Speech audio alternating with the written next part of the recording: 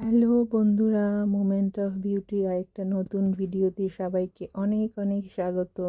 বিদেশে বেবি হওয়ার আগে অনেক কিছু প্রিপারেশন করতে হয়, যেমন নিউ ড্রেস তো লাগেই, তার সাথে সাথে বেবির জন্য প্র্যাম পর্যন্ত কিনতে হয়।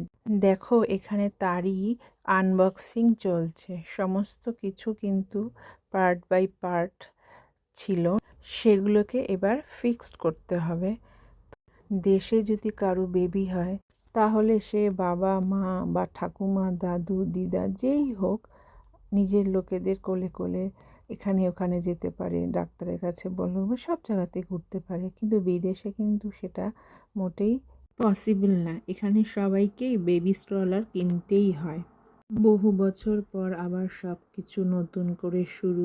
এই বিশেষ বিশেষ মুহূর্তগুলোকে সযত্নে নিজের কাছে রেখে দিলাম।